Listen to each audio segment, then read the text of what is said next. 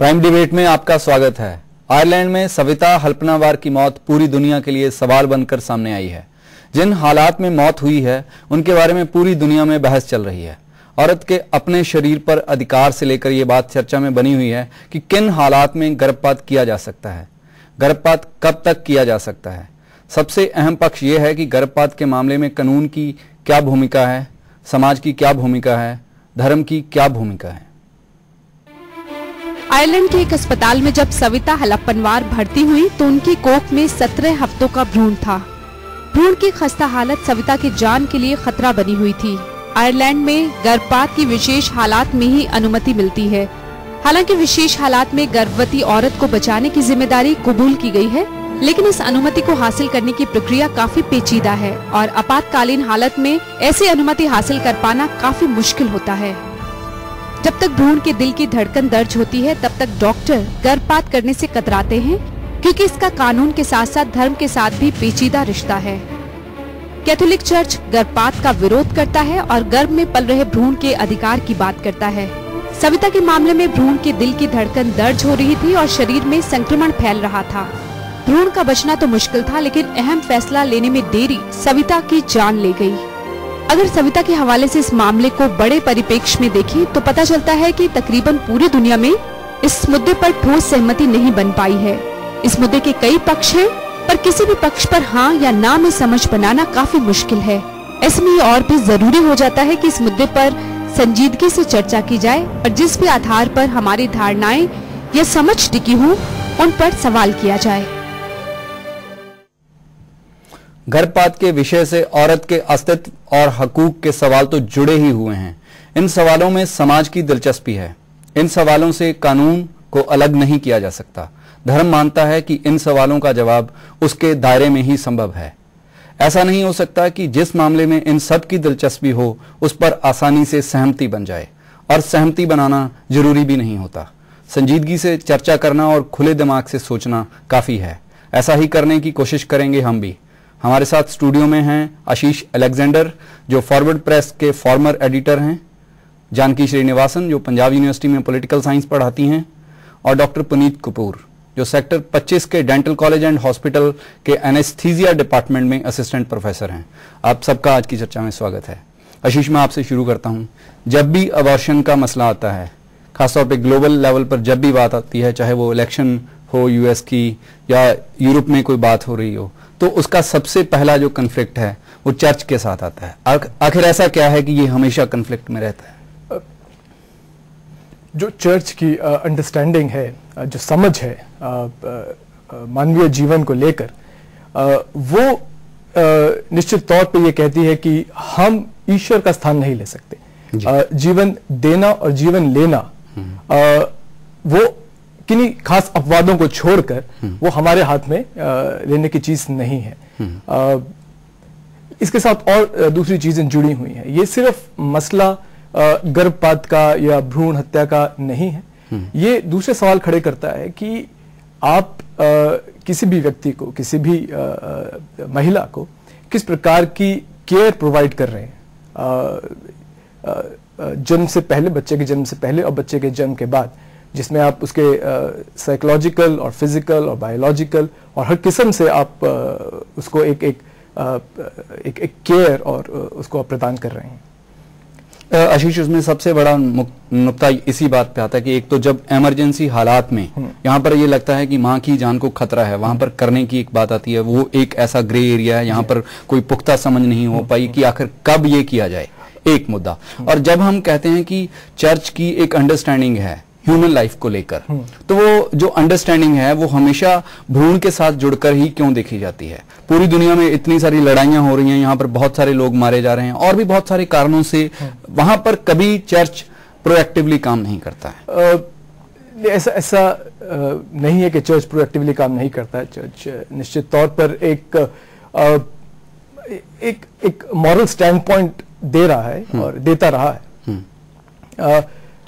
सिर्फ अगर भ्रूण हत्या या गर्भपात की उसमें देखें तो निश्चित तौर पे जब माँ की जीवन को खतरा होता है तो इस बात में कोई दो राय नहीं है। कोई इस बात को इसका विरोध नहीं करता है कि माँ के जीवन बचाया जाना चाहिए।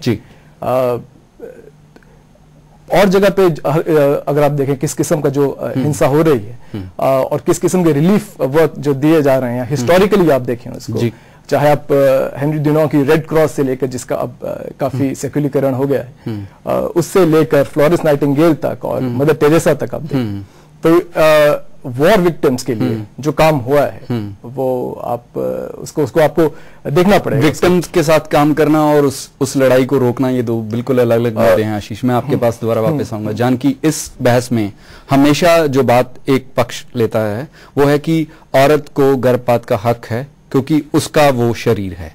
इस आर्ग्यूमेंट का हमेशा एक कन्फ्लिक्ट रहा है, खासतौर पे चर्च की अंडरस्टैंडिंग से, कि ये जो हक है ये बिल्कुल अनक्वालिफाइड नहीं, अनक्लासिफाइड नहीं हो सकता, ये क्लासिफाइड होना चाहिए। आप क्या कहना चाहेंगे इस मुद्दे पर?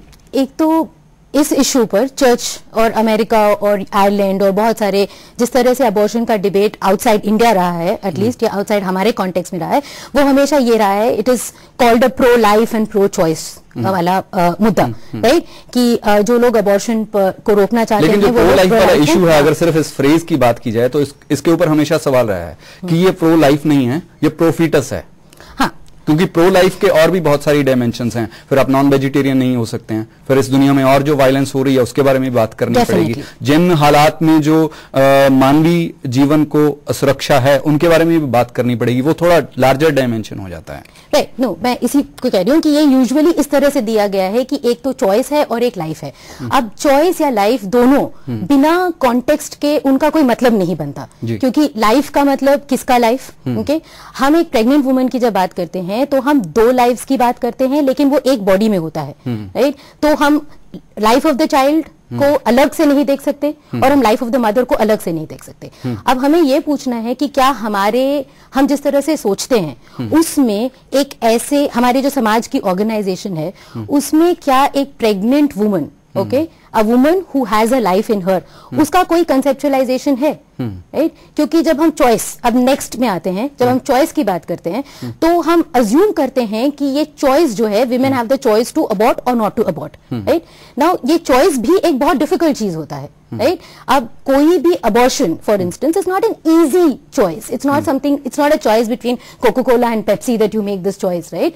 तो ये इजी चॉइस नहीं है, इस चॉइस के कॉन्टेक्स्ट है, right? So the right to abort happens because it is a very difficult situation. और बहुत सारे reasons हैं for, बहुत सारे reasons हैं for abortion, and one of them, okay, is the threat to the life of the medical mother, emergency, right? But there is illegitimacy, there is pressure of child care, there is burden, okay?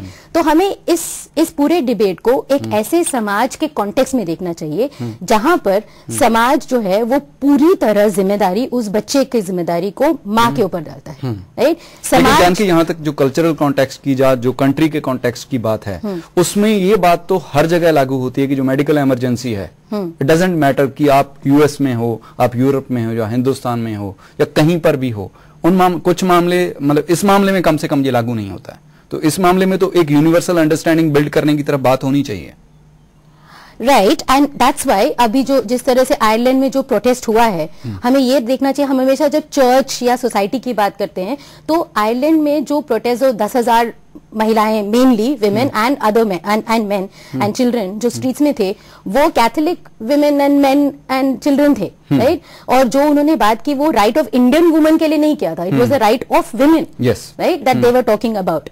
So yes, there has to be an understanding, but I'm saying that medical emergency is one. Okay? हमें इस पूरे question को, abortion का जो question है, उसको उसके साथ हमें जोड़ के देखना चाहिए कि हम किस तरह के समाज के बारे में सोच रहे हैं, राइट? हमारे समाज में जिम्मेदारियां किसके पास होती है, लेकिन उसका जो स्टिग्मा होता है, ओके, कि आप जिम्मेदारी ठीक से निभा पा रहे हो नहीं, राइट, वो किसके ऊपर होता है, हक किसके पास होता है? तो we are living in a society, most of us are living in a society including Ireland और अमेरिका, जहां पे जिम्मेदारी, responsibility for the child is the mother's, but rights over the child, okay, is either the father in a normal sense और the society, okay? अब हक और जिम्मेदारी इस तरह से कंप्लीटली डाइवर्स्ड है, और ये सब समाज में है। इस बात पे मैं वापस दोबारा आपके पास ही आऊंगा। डॉक्टर पुनीत, इसमें जो मेडिकल फ्रेटर्निटी है उसका जो रोल है उसकी बहुत इंपॉर्टेंस है, आपकी इसके बारे में क्या अंडरस्टैंडिंग है?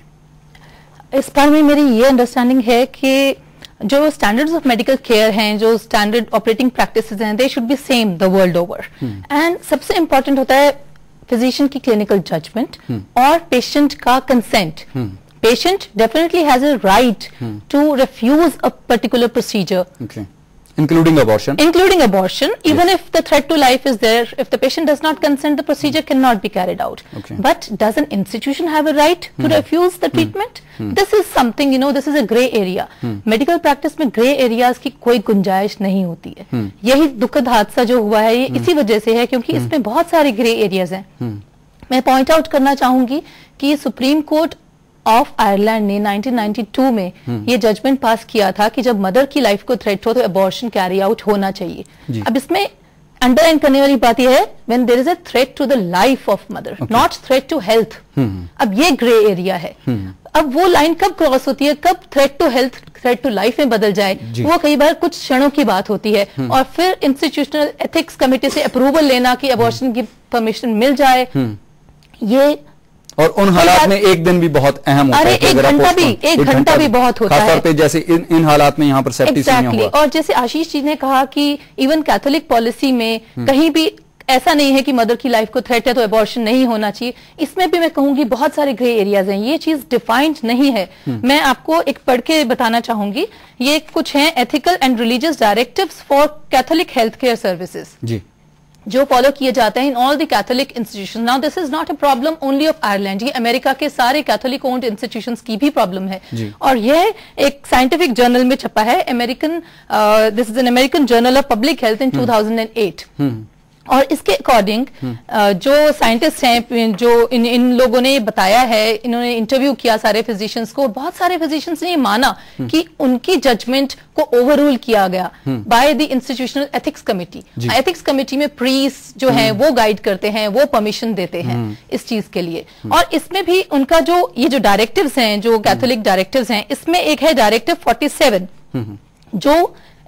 जो कहता है कि operations, treatments and medications that have as their direct purpose of cure a proportionately serious pathologic condition of a pregnant woman are permitted when they cannot be safely postponed until the unborn child is viable.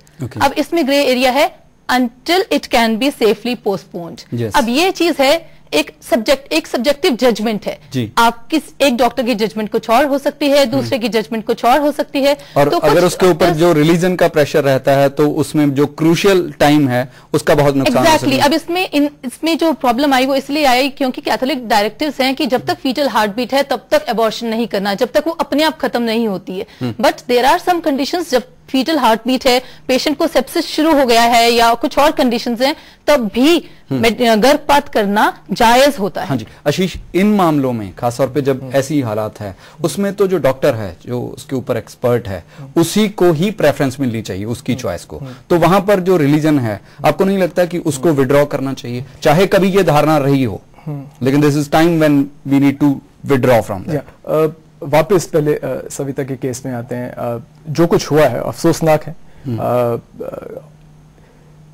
लेकिन अभी तक क्योंकि probe चल रहा है, investigation है। देखो यहाँ तो जांच का मसला है, वो उस पर्टिकुलर केस में जांच का जो फैसला कुछ भी हो, लेकिन उस मामले के साथ जुड़कर हमारे सामने ये बहस आ गई है, जिसको हमें आइडिया के तौर पे this is high time when we need to thrash out this discussion. अगर उसकी जांच कुछ भी हो, उस मामले में जब डॉक्टर ये कह रहा है कि मदर की जान को खतरा हो सकता है, तो उसी को प्रिवेल करना चाहिए, उसी को प्रिवेल करना नहीं चाहिए क्या?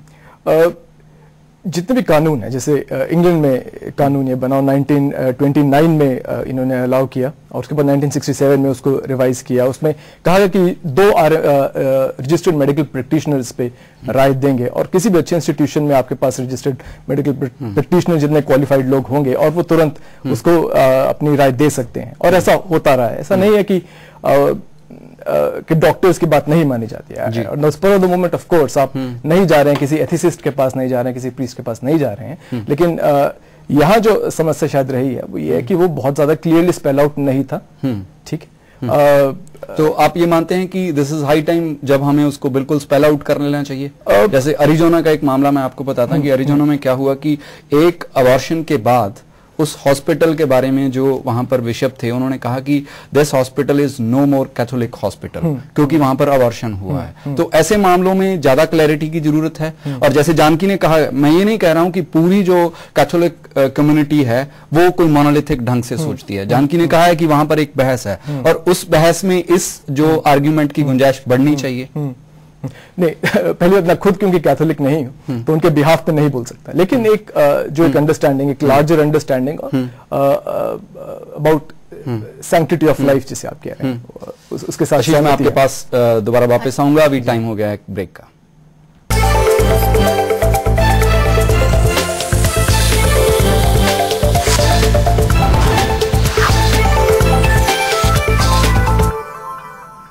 ब्रेक के बाद आपका स्वागत है।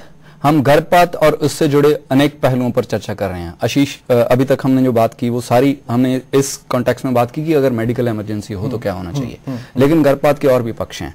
जैसे एक है कि वो औरत का शरीर है तो उसको हक होना चाहिए उसके बारे में फैसला करने का, एक, और उसके बिना फैमिली प्लानिंग का भी ये हिस्सा है, उसके बिना अनवांटेड प्रेगनेंसीज का इशू है, रेप्स का इशू है, इंसेस्ट का इशू है। तो दिस इज हाई टाइम जब इन मुद्दों पर भी बात होनी चाहिए। जी हाँ, बिल्कुल होनी चाहिए, क्योंकि मुद्दा ये सिर्फ अबॉर्शन का नहीं है, गर्भपात का नहीं है, इसके साथ जुड़े हुए दूसरे बहुत मुद्दे हैं। जैसे जानकी ने भी कहा कि एक आपका कल्चरल और सोशल कॉन्टेक्स्ट है जिसमें ये सब हो रहा है। आप किसी भी इंडिविजुअल की, किसी भी व्यक्ति की कितनी परवाह करते हैं, ये उन चीजों से जुड़ा हुआ है। लेकिन जैसे अलग अलग धर्म जब उसमें इंटरवीन करते हैं इस इशू में, कोई भी धर्म किसी एक स्पेसिफिक कल्चरल सोशल कॉन्टेक्स्ट के साथ जुड़ा हुआ नहीं है, लेकिन इन मुद्दों पर सभी की जो अंडरस्टैंडिंग है वो यूनिवर्सली लागू होती है। तो फिर हम उस मामले में क्यों हमेशा ये कहते हैं कि इस पर्टिकुलर इशू में जो सोशल कॉन्टेक्स्ट है, जो कल्चरल कॉन्टेक्स्ट है, वो ज्यादा इंपॉर्टेंट है? देखिए, ये कहना कि सभी धर्म एक ही तरह से इस बारे में सोचते हैं, मैं ऐसा नहीं कहता हूं। जो भी धर्म इसको हम लोग यूनिवर्सली लागू करते हैं, बहुत व्हाइट वॉश कर रहे हैं, क्योंकि मैं अच्छा ये नहीं कह रहा हूं कि सभी धर्म एक ढंग से सोचते हैं, ना ही मैं ये कह रहा हूं कि कोई एक धर्म के सारे लोग एक ढंग से सोचते हैं, लेकिन एक जो डोमिनेंट अंडरस्टैंडिंग है जिसके साथ इस आर्ग्यूमेंट को परस्यू किया जा रहा है, वो जब भी जो भी है वो पूरी दुनिया में लागू होती है ना। नहीं, इसका सबसे जो ओवरऑल द वर्ल्ड ओवर जो आप कह रहे हैं ये एक झगड़ा है या एक टकराव की स्थिति है, वो कैथोलिक या क्रिश्चियन सर्कल के साथ ज्यादा है बजाय दूसरे के। ठीक है, यहाँ पे भी सविता के परिवार ने कहा कि हम हिंदू हैं, हम पर कैथोलिक वो लागू नहीं होगा, इसलिए हमें अबॉर्ट कर देना चाहिए। कम से कम इस प्रोग्राम में मैं वो आर्ग्यूमेंट नहीं दे रहा हूं कि सविता के परिवार को इजाजत इस कारण मिलनी चाहिए थी क्योंकि वो हिंदू हैं और वो क्रिश्चियन नहीं है। यहाँ पर हम जो आर्ग्यूमेंट हैं वो बिल्कुल एक सेकुलर प्लेटफॉर्म से और सेकुलर कॉन्टेक्स्ट में करने की कोशिश कर रहे हैं। हाँ, सेक्युलर कॉन्टेक्स्ट में आप कर रहे हैं, लेकिन इसके कुछ रिलीजियस एस्पेक्ट्स हैं जिसको हम लोग आप कह रहे हैं थ्रेश आउट कर रहे हैं, और इसको हम खोलकर देखें। जानकी ने जब कहा कि बच्चे की जिम्मेवारी माता पर है, लेकिन बच्चे के ऊपर जो अधिकार है वो समाज और पिता के ज्यादा हैं। अब ये बात कितनी हर परिवार पर लागू होती है देखने वाली एक चीज है। क्या सिर्फ औरत को अधिकार है अबॉर्शन का या बच्चा गिराने का? हम लोग देखते हैं इस तरह के जो सवाल हैं, इस तरह के जो मुद्दे हैं, इस तरह के डिसीजन जो लिए जाते हैं वो परिवार में लिए जाते हैं।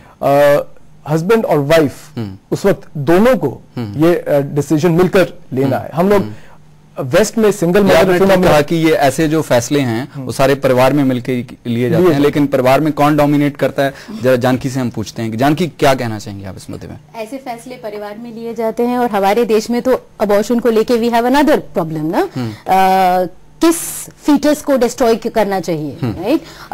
वो इसकी अगली पेचीदगी है। हाँ, मतलब पहले तो ये मुद्दा है कि राइट होना चाहिए, नहीं होना चाहिए, कब तक आप उसको कर सकते हैं, कब तक नहीं कर सकते हैं, ये एक मुद्दा है। लेकिन अगर उसके बाद वो तो क्लासिफिकेशन का इशू है ना कि अब ये इशू है, मतलब इट्स राइट, तो इसको आप एक्सरसाइज कैसे करेंगे? किन हालात में करेंगे, किन में नहीं करेंगे? That's what I'm trying to say, that it is a very difficult right. I mean, जो right हम हमेशा कहते हैं कि as if it is something that is important for, you know, it's not something to make you happy. It's a right under a circumstance which is not of your choice, right? ये हक होता है क्योंकि आपकी समाज ऐसी है जो न बच्चों को कलेक्टिवली रेज करती है, ना किसी तरह का सपोर्ट देती है, not just for the woman but to the family, okay. और फैमिली में एक पर्टिकुलर पर्सन को ज्यादातर, of course I am not generalizing, but maximum the entire responsibility lies on them. तो ये हक वैसे होता है, right? It's a right in an unequal society, एक ऐसे सोसाइटी जहां पर इक्वालिटी हो, जहां पर सोसाइटी अपने बच्चों को अपना रिसोर्स समझती हो, जिनके लिए कलेक्टिवली रेज करती हो, उसमें ऐसे हक की जरूरत ही नहीं पड़ेगी, राइट? तो it's a right over one's body in a very difficult circumstance, right? एक तो मैं वो कह रही हूँ, और दूसरा जब आप ये क्वेश्चन ऑफ रिलीजन के बारे में पूछते हैं, तो हर रिलीजन का अपना एक कोर होता है, और ये कोर कभी एक नहीं होता है, राइट? जो उसका एसेंस होता है वो बदलता रहता है, राइट? मेरा सवाल ये है कि ऐसा क्यों है कि जो कोर होता है हर रिलीजन का, वो हमेशा एक सेगमेंट, राइट, उस रिलीजन के, उसको टारगेट करता है? ऐसा क्यों है कि हमारे जो हम जो कहते हैं ना, नॉन सेगमेंट से आपका क्या मायना है? For rights of women, right? Okay. Why is it that the non-negotiables of a religion often happen to be over a woman's ability to live a complete life? Ji. Right? और ये सारे religions में है, right? अभी जैसे when we talking about sex selective abortion, even that, right? जो son preference है, okay? वो भी एक particular religion और एक particular culture से आता है, वो उसका non-negotiable है। जी. वो क्यों अगेन एक डिफिकल्ट सर्कमस्टांस महिला के लिए क्रिएट करता है? जी, डॉक्टर पुनीत, एक जो इशू है कि अगर ये डॉक्टर की चॉइस है कि कब अबॉर्शन हो सकता है और कब अबॉर्शन नहीं हो सकता है, खासतौर पे जब हम हिंदुस्तान के कॉन्टेक्स्ट में बात करेंगे, पंजाब, हरियाणा, हिमाचल, राजस्थान के कॉन्टेक्स्ट में बात करेंगे, तो वहीं पर यही एक जो राइट है उसका मिसयूज होता है। उसको फिर कैसे देखा जाए, खासतौर पे जब फीमेल फिटिसाइड की बात आती है? यहाँ पे रूल्स बनाए गए हैं हमारी सेफ्टी के लिए, हमारी भलाई के लिए, तो रूल्स का मिसयूज कहीं ना कहीं कुछ लोग जरूर करते हैं, चाहे हम जनरलाइजेशंस नहीं कर सकते, बट इस रूल का फायदा ज्यादा उठाया जा रहा है और बुराइयां ज्यादा हाईलाइट होती हैं, मिसयूज ज्यादा हाईलाइट होता है। नो डाउट पीएनडीटी एक्ट बहुत अच्छे काम कर रहा है और भ्रूण हत्या, स्पेशली फीमेल फिटिसाइड को बहुत कर्ब किया जा रहा है, पर मैं बताना चाहूंगी इस पॉइंट पे मसला है सविता के केस का, और यहाँ पे हाईलाइट मैं ये करना चाहूंगी कि जो रिलीजियस टीचिंग्स हैं उनसे हमें झगड़ा नहीं करना, बट हमें अपना नजरिया बदलना है। नजरिया ऐसे बदलना है क्योंकि रिलीजियस टीचिंग्स कुछ भी बुरा नहीं कहती हैं। अब जो भी कैथोलिक टीचिंग्स हैं इस बारे में, जो भी वो कहती हैं, बहुत सारे कैथोलिक इंस्टीट्यूशंस हैं जहां पे अबॉर्शन अलाउ किया गया। कैसे? उसी आर्टिकल को साइट करके, नजरिया चेंज करके कि आप भ्रूण की हत्या नहीं कर रहे हैं, आप कोई प्रोसीजर कर रहे हैं, माँ को बचा रहे हैं, आप एक पॉजिटिव एक्शन ले रहे हैं जिससे इनएडवर्टेंटली भ्रूण की हत्या हो रही है। तो इसको कहा जाता है doctrine of double effect. Okay. So इसमें नजरिया कुछ लोगों ने, कुछ प्रीस्ट ने, कुछ डॉक्टर्स ने फोर्स किया और इसमें सही रिजल्ट्स लाए गए, बट कुछ कैथोलिक इंस्टीट्यूशंस हैं जो अड़े हुए हैं। हमें ये जो मतभेद है सबकी थिंकिंग में, इसको मिटाना है, इसके ऊपर डिस्कोर्स करके इस चीज को, इसका जो वही जो ग्रे जोन है उसको मिटाना है, जो ब्लर्ड लाइंस हैं उसमें एक सही लाइन खींचनी है, so that decision making is. लेकिन जब हम यहाँ पर आ जाते हैं कि ये एक ग्रे एरिया है मेडिकल इमरजेंसी में, कि यहाँ पर एक जो एक्सेप्शन है वो क्रिएट करनी चाहिए, और रिलीजन को मानने वाले लोग इसको ऐसे भी इंटरप्रेट करते हैं, वहां तक हम जो पूरी डिबेट है उसको कन्फाइन कर लेते हैं मेडिकल इमरजेंसी। लेकिन जो इस डिबेट के बाकी पक्ष हैं, खासतौर पे फैमिली प्लानिंग का इशू है, या चॉइस का इशू है, या अनवांटेड प्रेगनेंसीज का इशू है, इंसेस्ट का इशू है, रेप का इशू है, वो फिर भी अलग रह जाते हैं। बिल्कुल। अब यहाँ पे बहुत सारे इश्यूज हैं, पर मैं एक और चीज भी कहना चाहूंगी। थोड़ी सी हास्यास्पद बात है कि आप लाइफ एंड डेथ इश्यूज में सिर्फ भ्रूण या यूथनेसिया ऐसे पक्ष लेते हैं, कुछ ऐसी कंट्रोवर्शियल इश्यूज लेते हैं, पर जहां भगवान का डायरेक्टिव देखा जाए तो एक हार्ट अटैक होता है किसी को, वो भी तो भगवान का डायरेक्टिव है कि पेशेंट जा रहा है, तो आप उसमें वो अलाउ कर देते हैं कि हार्ट सर्जरी हो जाए, पेशेंट को बचा लीजिए, स्टेंटिंग कर दीजिए, दांत बचा लीजिए, दांत झड़ जाते हैं आप डेंचर लगवा लेते हैं, हर चीज का इलाज ढूंढ लेते हैं, वो सब कुछ अलाउड है। पर जहां, जैसे इन्होंने सही कहा कि जहां एक औरत की बात आती है, एक औरत के हक की बात आती है, वहां पे रिलीजन्स को गलत तरीके से इंटरप्रेट करके कुछ फोर्सिबली ये सब चीजें की जाती हैं, जिसकी वजह से ऐसे दुखद हादसे होते हैं। आशीष, री इंटरप्रिटेशन की जरूरत है इस वक्त? नहीं, मुझे लगता है करेक्ट इंटरप्रिटेशन की जरूरत है, री इंटरप्रिटेशन के बजाय। आप कह रहे हैं कि गर्भपात दूसरी सिचुएशंस में, दूसरी परिस्थितियों में क्यों अलाउड नहीं होना चाहिए।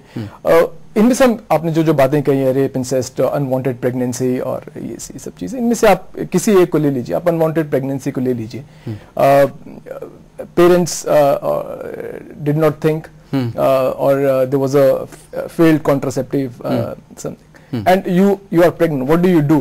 अब उस दौरान क्या करेंगे? क्या आपको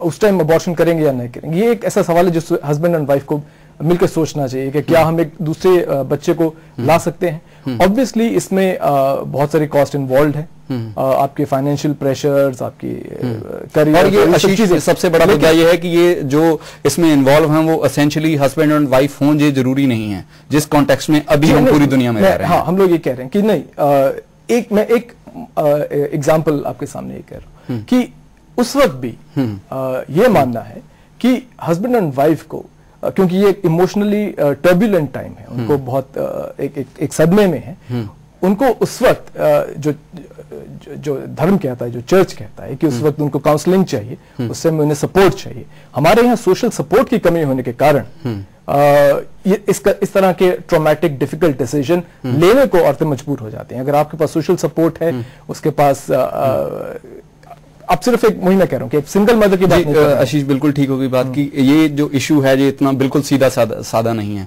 आप सभी आज की इस चर्चा में शामिल हुए, आपका धन्यवाद। गर्भपात का जो मसला है उसके बारे में ऐसी राय बना पाना कि हाँ ऐसे ही होना चाहिए या नहीं ऐसे ही नहीं होना चाहिए, ये काफी मुश्किल बात है। लेकिन इससे एक बात जो अंडरलाइन होती है कि इस मुद्दे पे बहुत सीरियसली डिबेट होनी चाहिए और सभी लोगों को इसमें पार्टिसिपेट करना चाहिए। इसी के साथ हम आज का प्राइम खत्म करते हैं। नमस्कार, सत श्री अकाल, खुदा हाफिज।